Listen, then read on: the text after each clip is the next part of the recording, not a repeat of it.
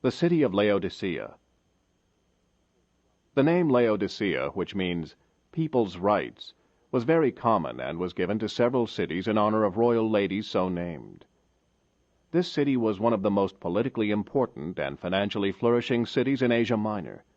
Enormous amounts of property were bequeathed to the city by prominent citizens. It was the seat of a great medical school. Its people were distinguished in the arts and sciences. It was often called the metropolis, as it was the county seat for 25 other cities. The pagan god worshipped there was Zeus. In fact, this city was once called Diopolis, city of Zeus, in honor of their god. In the 4th century, an important church council was held there. Frequent earthquakes finally caused its complete abandonment. How fitting were the characteristics of this last age to represent the age in which we now live. For example, they worshipped one god, Zeus, who was the chief and father of the gods. This forecasts the 20th century one God, Father of us all, religious premise that sets forth the brotherhood of man, and is even now bringing together the Protestants, Catholics, Jews, Hindus, etc., with the intent that a mutual form of worship will increase our love, understanding, and care of each other. The Catholics and Protestants are even now striving for and actually gaining ground in this union with the avowed intent that all others will follow. So now we will proceed with the signing ceremony of the Unity of Religion Agreement. The Unity of Religion Agreement is a groundbreaking promise of religions to unite unconditionally and without discrimination to achieve true peace. I would like to call upon the following religious leaders to come up to the stage and join us for the signing of the ceremony of the Unity of Religions Agreement. While the proceedings continue on stage, we will conduct the signing ceremony of the agreement to propose the enactment of an international law for the cessation of war and world peace just below stage with our delegations, and to establish peace, for the heritage of peace to be brought to all generations. We must do everything in our power to end all wars on this earth and to establish world peace according to the will of the Creator, God. Therefore, all religions must unite under God as one.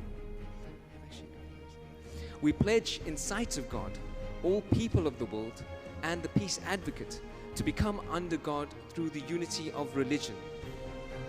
We hereby acknowledge that we must be recreated through God's seed so that we might be recognized as the family of God, and in that likeness shine an eternal light upon the earth, loving our neighbors as ourselves.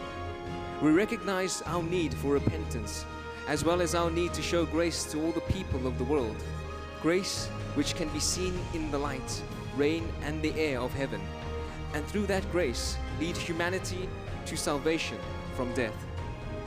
We hereby pledge with all reasonable endeavor to take on this duty to establish peace and end all wars on this earth, and as a united religion to leave a world at peace as a legacy for our future generations to come.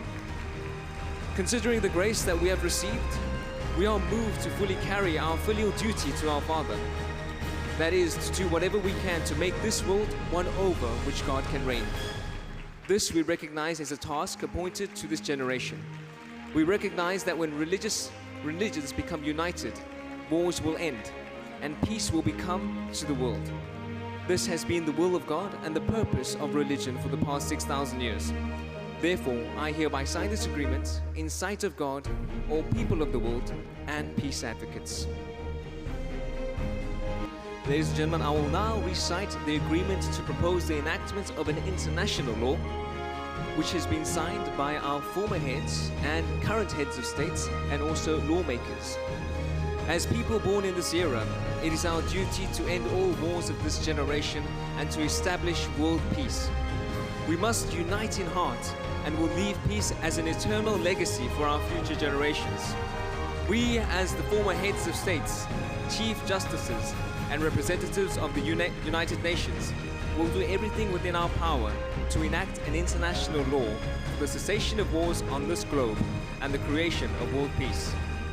We, the current heads of states, sign the proposed international law to end all wars and establish world peace for all nations, people, and peace.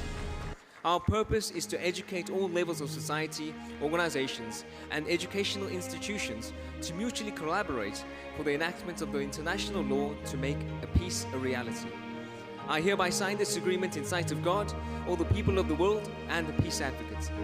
I consent to this proposed agreement for the heritage of global peace.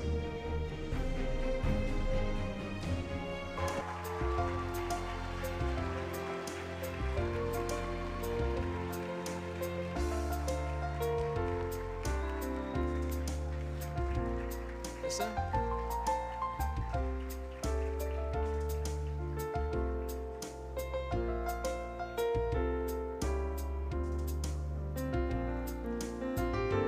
Alright, if we can just move in a little bit closer together, because now we are one. We have signed an agreement to work together as one family, so let's get cozy. Alright, for our second cut,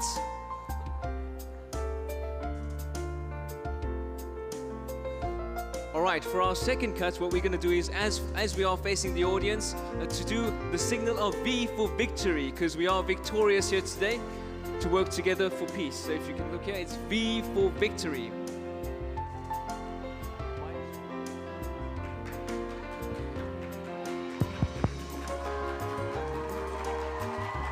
All right, ladies and gentlemen, it's V for victory.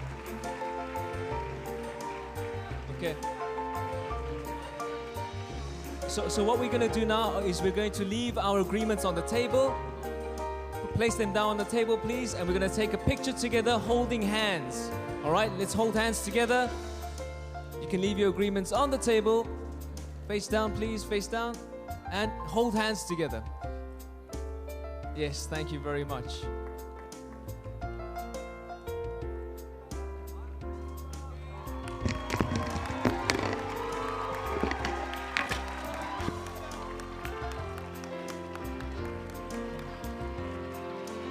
All right, okay, thank you very much to our religious leaders.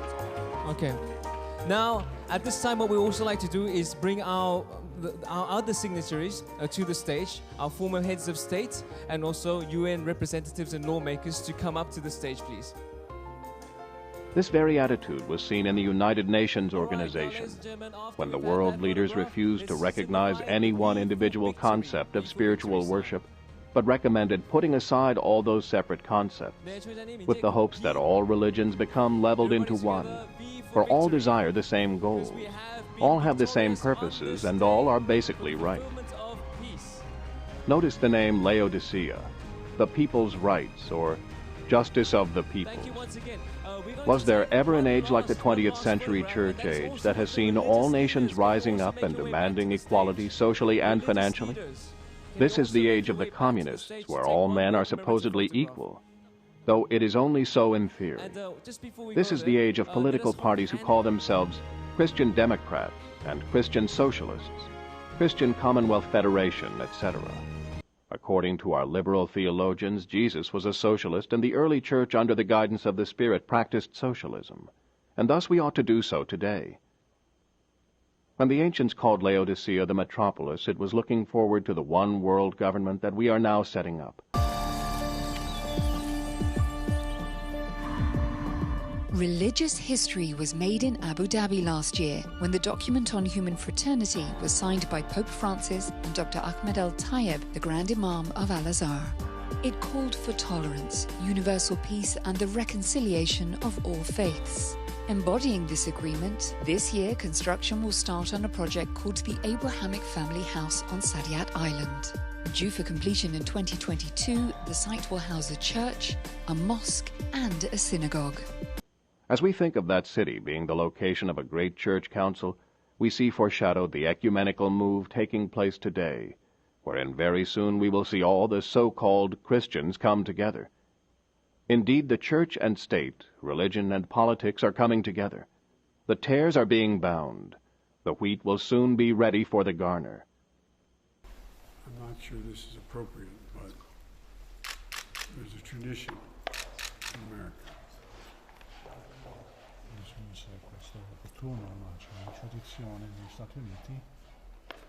that the president has what is called a command coin. Il Presidente ha un comando, una torre di comando, That he gives to warriors and leaders. che dà ai combattenti, ai leader. And you are the most significant warrior for peace I've ever met. Lei è il guerriero più forte per la pace che io abbia mai incontrato. And with your permission, I'd like to be able to give you a coin. E con il suo permesso vorrei offrire questa moneta. It was a city of earthquakes, such earthquakes as finally destroyed it. This age will end in God shaking the whole world that has gone off to make love with the old harlot. Not only will world systems crumble, but the very earth will be shaken and then renovated for the millennial reign of Christ. The city was rich, endowed by the wealthy. It was full of culture. Science abounded. How like today? The churches are rich. The worship is beautiful and formal, but cold and dead. Culture and education have taken the place of the Spirit-given Word, and faith has been superseded by science, so that man is a victim of materialism. In every attribute, ancient Laodicea is found reborn in the 20th century Laodicean age. In the mercy of God, may those who have an ear to hear come out of her, that they be not partakers of her sins and the consequent judgment.